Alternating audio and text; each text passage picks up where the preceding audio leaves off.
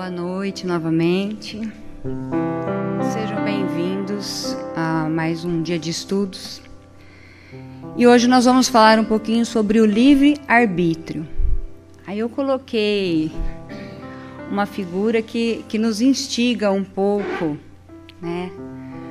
Ela mostra aí uma pessoa, um espírito, com várias opções de caminho a seguir, né? Que nós temos todos os dias. Então, para que nós possamos entender um pouquinho, o que é o livre-arbítrio, né? O livre-arbítrio é a capacidade que o espírito possui de decidir por si mesmo o que ele quer fazer, né? O livre-arbítrio é uma lei espiritual muito importante, na qual se apoia o progresso evolutivo do espírito, né? O espírito ele possui a liberdade de escolher seu próprio caminho. Essa é uma lei natural para todos os espíritos. E tal evolução espiritual só é real quando ela é escolhida de livre vontade. Ou seja, quando eu escolho do meu coração, por minha vontade, esse crescimento espiritual ele se dá. Quando o progresso ele é forçado, ele é feito sobre coação, sobre uma imposição, o espírito ele vai evoluir enquanto essa coação existir. Mas a partir do momento que essa coação, essa força que é feita sobre ele cessar, ele vai voltar ao estágio em que ele estava, sem progredir. Então, a importância do livre-arbítrio na nossa vida, a importância das escolhas que nós fazemos. No Livro dos Espíritos, nas questões 843 a 850, elas nos explicam um pouco sobre esse assunto. Pensando nessas duas cores, o que vem à sua cabeça? Qual cor lhe agrada? Então, essas questões nos explicam que todos os espíritos eles nascem simples e ignorantes, né? Com a liberdade tanto para escolher o bem como o mal, né? Nós somos dotados de um potencial de vir a ser atualizado por nós mesmos, sem ter a interferência de um Deus externo. Ou seja, eu não tenho um Deus que decide por mim. Eu tenho esse poder, eu tenho essa liberdade. Deus, em sua infinita misericórdia, nos dá essa liberdade chamada de livre-arbítrio, o poder de escolher. O livre-arbítrio, ele vai se desenvolver à medida que o espírito começa a criar consciência de si mesmo. Começa a olhar para si e se ver como um ser único, um ser que é capaz de fazer escolhas, né? Então, assim, não haveria liberdade se a escolha fosse provocada por uma causa independente da vontade do espírito. Ou seja, qualquer coisa que me force a escolher e eu assim sucumbo a essa vontade, ela não é uma liberdade. Aí vem a seguinte questão: o livre-arbítrio habita em todos os espíritos? Todos os espíritos têm a faculdade de escolher? Aí nos responde o Livro dos Espíritos: sim. As leis espirituais, elas estão escritas na essência do espírito. Todos os espíritos vêm consigo as leis espirituais. E observem essa imagem, que seria como nós chegamos a esse mundo, de uma maneira simples, de uma maneira ignorante, como foi dito no começo. E no decorrer, né, dessa busca, né, nós somos impulsionados a procurar sempre a felicidade, né? E através da busca dessa felicidade que o espírito começa a evoluir, né? Começa a passar por suas provas, né? Do mesmo modo que não é possível ser feliz sem o amor, né? Não há espírito que possa chegar verdadeiramente a ser feliz espiritualmente sem ser livre. Então, eu não posso ser feliz se eu não sou livre. Eu não posso ser feliz se eu não posso transformar a minha própria vida. Eu não posso fazer as minhas escolhas, porque eu permito que algo ou alguém me force a fazer. Então, alguém só te força a fazer algo quando você escolhe que essa pessoa é capaz de te influenciar. Estou falando pessoas, mas nós sabemos que nós temos espíritos que podem nos influenciar, tanto bons quanto maus. Aí vem uma outra reflexão. Somos dotados de livre-arbítrio ou governados por um Deus interventor? Eu tenho um Deus que intervém por mim? Né? Se nós espíritas entendemos que o livre-arbítrio está presente em nossa consciência e que essa consciência, esse livre-arbítrio é uma prerrogativa de independência no processo evolutivo, eu não posso pensar que existe um Deus que decida por mim. Ah, se Deus quiser, vai dar certo. Se Deus quiser, o meu emprego vai aparecer. Se Deus quiser, alguém baterá na minha porta e me salvará. Deus está olhando por mim. Deus está te dando o livre-arbítrio, te dando a escolha. É necessário parar de ver o paraíso, né? Então, na nossa mente, nós sempre procuramos ser bons e melhores, ou não tão bons às vezes, mas pensando no paraíso. O paraíso, ele não existe no exterior. O paraíso está dentro de nós, né? Então, eu preciso entender que o paraíso, ele é um estado mental em que eu me encontro. E na frase diz, o reino de Deus está dentro de nós. Se Deus, se Jesus é paz, se Ele está em mim, se eu coloco isso na minha consciência e pratico, então eu estou em paz. E aí vem uma observação, né, chamando a atenção, né, nessa reflexão. Se Deus escolhesse por nós, não teríamos responsabilidade alguma por nossos atos. Então, se tudo que eu faço é Deus quem escolhe, eu não sou nem responsável por fazer o bem e também não sou responsável por fazer o mal. E isso não me traz nenhum crescimento, não é uma lei espiritual.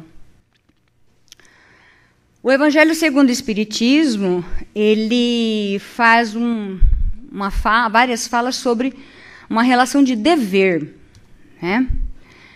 O dever, ele não é o mesmo para todos, né? O dever ele vai variar segundo a condição espiritual de cada um. Então, nós já partimos do princípio que cada um aqui dentro, cada espírito que está aqui hoje, encarnado e desencarnado, ele é único. E ele tem uma condição espiritual diferente um do outro. Aí nos diz assim, que quanto mais inteligente, que quanto mais conhecimento um homem possui, né, e ele aumenta em sua profundidade os estudos, mais deveres ele vai ter consigo próprio, para com os outros, para com Deus, né? Então, o dever, ele nasce de uma razão. Aí ele dá o exemplo, como o filho nasce para uma mãe. Uma mãe só nasce quando ela gera um filho e traz esse filho ao mundo.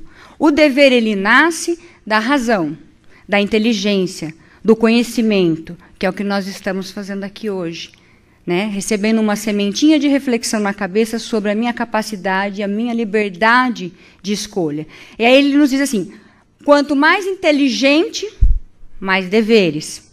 Quanto mais inteligente, maior o livre-arbítrio. Então, ou seja, quanto mais conhecimento eu adquiro do que é certo, de como eu devo prosseguir, mais deveres eu terei na minha consciência de cumprir para comigo, para com o outro. E quanto mais inteligente eu sou, mais opções de livre-arbítrio eu tenho. Mas a minha capacidade de decidir mais caminhos eu consigo definir corretamente sem errar. Em Lucas, no seu capítulo 12, versículo 48, Jesus diz, a quem mais for dado, mais será cobrado. Então, quanto mais conhecimento adquiro, de mim mais será cobrado. E quem cobrará? A minha própria consciência. Né? De ter o conhecimento do que é certo, do que é errado e por onde eu devo seguir. Qual caminho eu devo escolher. Aí nos fala também que é assim, todos nós temos provas. Né? Todos nós passamos por provas e expiações. Eu posso abrandar, acalmar, né? Ficar tranquila diante das minhas provas, ou eu posso amargá-las, ainda mais. Eu escolho a maneira como eu vou encarar a situação, a tragédia que eu estou passando. Então, eu tanto posso atenuar, como eu posso piorá-la, né? O resultado da maneira espiritual de encarar a vida, né, encarar as escolhas, você vai ter que diminuir a atenção que você tem ao mundo, né, para voltar a si. Você vai ter que parar de olhar o outro, o que o outro tem, para olhar para o que você tem. Você tem que parar de valorizar o outro e valorizar a si mesmo, seus potenciais, sua vida, sua capacidade de produzir, né? E aí, tem uma imagem de um olhar não tão amistoso, que seria o olhar da inveja, dos ciúmes e da ambição. Quem não controla seus impulsos, quem se preocupa com a vida alheia, quem se incomoda com o crescimento do próximo, acaba criando em si a inveja, os ciúmes, a ambição, e se entrega voluntariamente à tortura. E aumenta as misérias e as angústias da própria vida. A questão 399 do Livro dos Espíritos traz a seguinte pergunta. Sendo as vicissitudes, né? Vicissitudes são mudanças, é uma sequência de coisas que acontecem, né? Da vida corpórea, ao mesmo tempo uma expiação das faltas passadas e provas para o futuro. Segue-se que, da natureza dessas vicissitudes, possa induzir-se o gênero, quer dizer, a particularidade da existência anterior, ou seja, tudo que eu passo, eu estou pagando de uma existência anterior, ou talvez para um futuro? Aí nos responde, muito frequentemente, pois cada um é punido naquilo em que pecou. Entretanto, não se deve tirar daí uma regra absoluta. As tendências instintivas são um índice mais seguro, porque as provas que um espírito sofre tanto se referem ao futuro quanto ao passado, chegado ao tempo que a providência marcou para a sua vida errante. O espírito escolhe por si mesmo as provas às quais deseja submeter-se, para apressar o seu adiantamento, ou seja, o gênero de existência que acredita ser mais apropriado a lhe fornecer os meios, e essas provas estão sempre em relação com as faltas que deve expiar. Se nelas triunfa, ele se eleva. Se sucumbe, tem que recomeçar. O espírito goza sempre do seu livre arbítrio. Então, aqui essa questão nos explica que nós temos uma programação espiritual. Nós programamos a nossa reencarnação. Nós escolhemos as provas e expiações que vamos passar neste plano. Só que, quando estamos passando por elas, nós temos o livre-arbítrio de vencer aquilo que me machuca, de superar ou de sucumbir, de manter-se no estado em que está e negar-se à evolução. Ou seja, o livre-arbítrio é a liberdade para raciocinar. O livre-arbítrio é a liberdade para agir. O livre-arbítrio é a liberdade para escolher que rumo vamos dar à nossa vida. A sabedoria de Deus, ela está na liberdade de escolha de cada um, segundo as suas obras. O que isto quer dizer? As escolhas que eu faço, as árvores que planto, as frases que digo às pessoas, conforme eu distribuir, eu irei receber.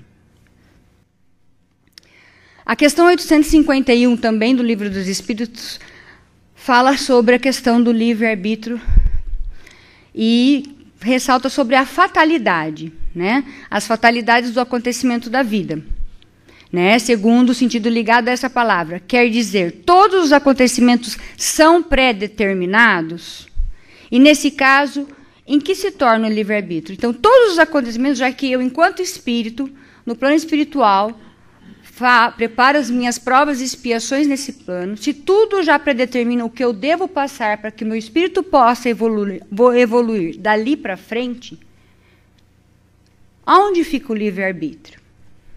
Né? Aí ele nos explica que a fatalidade ela não existe, né? Senão para uma escolha feita pelo espírito. ao encarnar-se, de sofrer esta ou aquela prova. Ao escolhê-la, ele traça para si mesmo uma espécie de destino, que é a própria consequência da posição em que se encontra.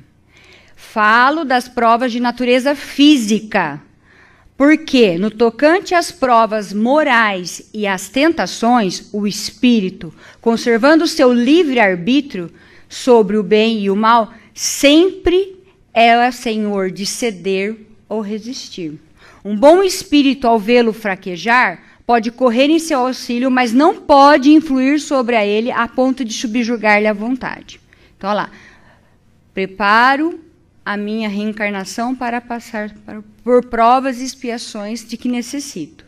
Então, o espírito, a questão física, eu venho para esse plano, mas a minha moral, no momento de escolher, é que é colocada à prova. E no momento que talvez eu esteja escolhendo o caminho que devo seguir, eu vou receber o auxílio de um bom espírito, que talvez eu esteja tendendo a desistir.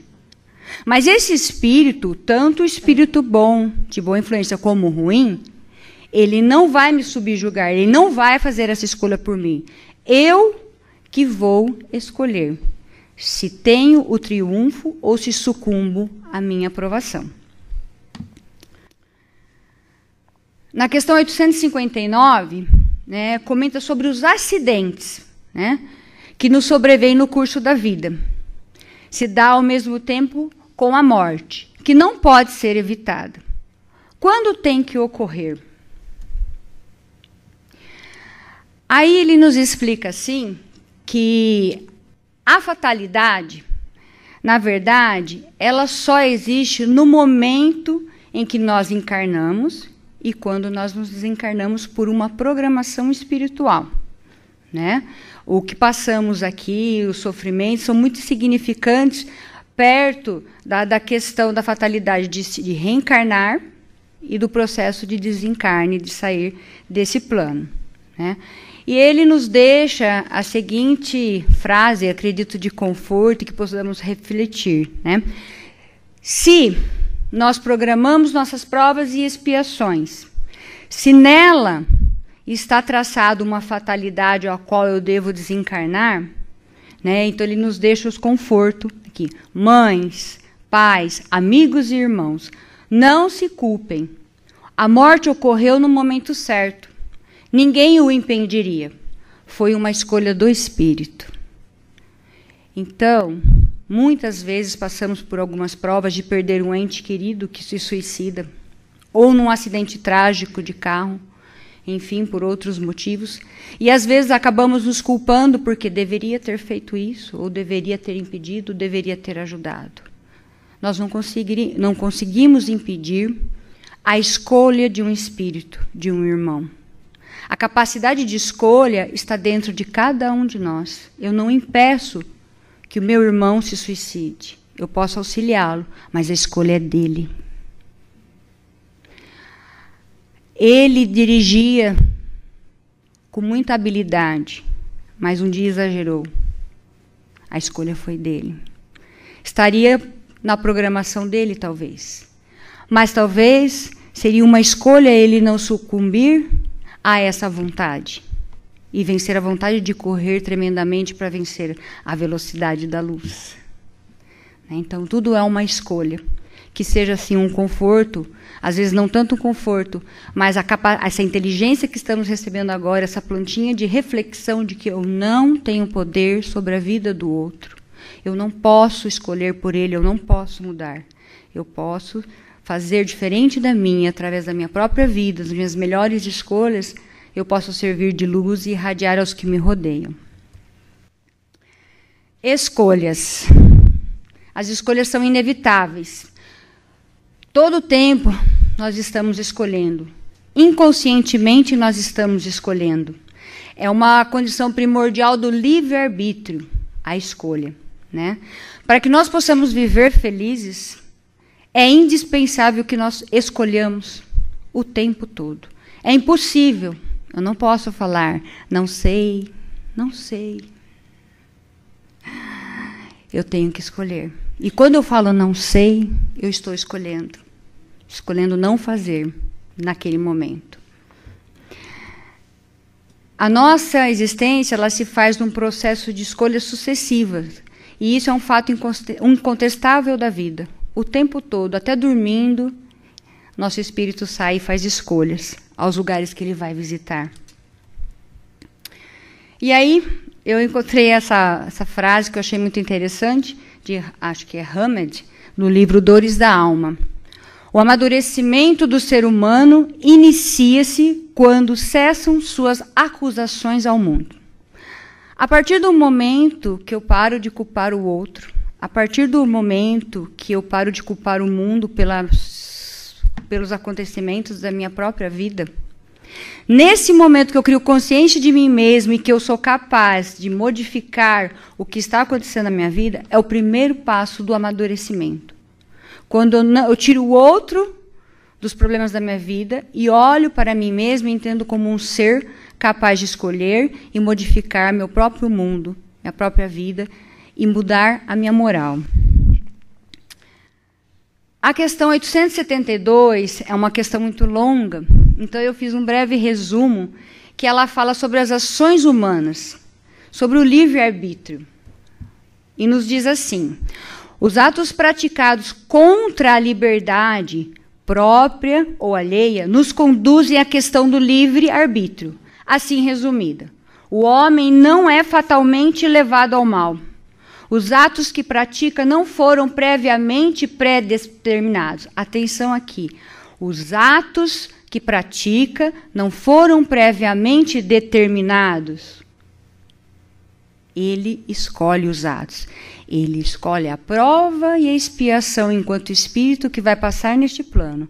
Mas os atos não são predeterminados, são escolhas. Né? Os crimes que comete não resultam de uma sentença do destino. Ele escolhe cometer o crime. Ele pode, por prova ou expiação, escolher uma existência em que seja arrastado ao crime, quer pelo meio onde se ache colocado, quer pelas circunstâncias que sobrevenham, mas será sempre livre de agir ou não agir.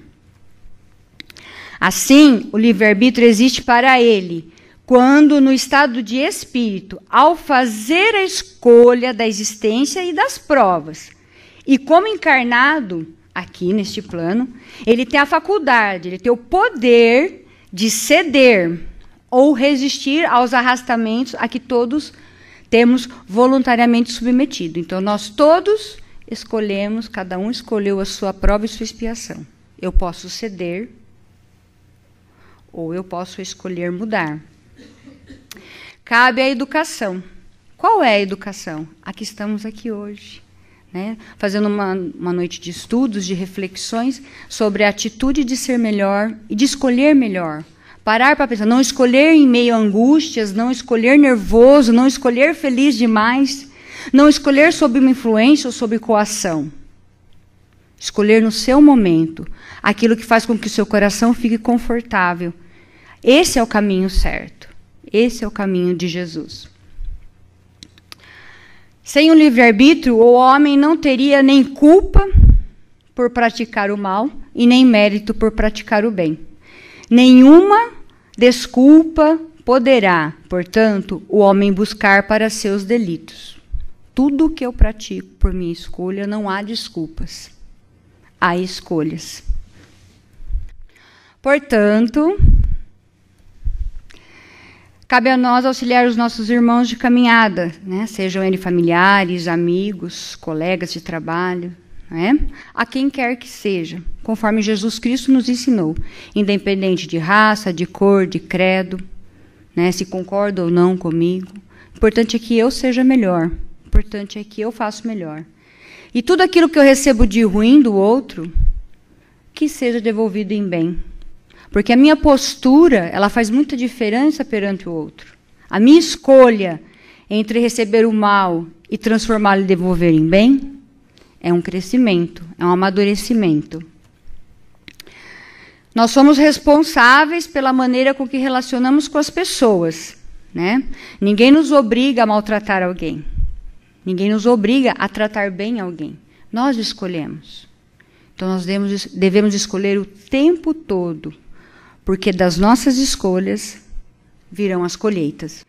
Agradeço a paciência, a caridade de todos, e que Jesus possa tocar o coração de cada um de vocês, que possam fazer suas escolhas, porque eu tenho certeza que dentro de cada consciência, cada alma aqui dentro, as escolhas estão sendo feitas no dia de hoje. Se você veio para cá com dúvidas, eu tenho certeza que elas estão sendo clareadas. E para que nós finalizarmos aqui a palestra, peço a todos que fechem os olhos, para que possamos nos entregar para a segunda parte, terminar de nos preparar. Pai de bondade infinita, nos convida sempre a escolhermos a forma de nossa evolução, em louvor às bênçãos que nos concedes. Pai, lembremos com profunda reflexão a letra da canção que diz: se ouvires a voz do tempo chamando sem parar, se ouvires a voz do vento querendo te enganar, a decisão é tua. São muitos os convidados, quase ninguém tem tempo. Se ouvires a voz de Deus chamando sem parar, se ouvires a voz do mundo querendo te enganar, a decisão é tua. São muitos os convidados, quase ninguém tem tempo. A decisão é tua. Pai, que aprendamos a decidir cada vez melhor, que possamos sentir teu chamado de amor cada vez mais nítido.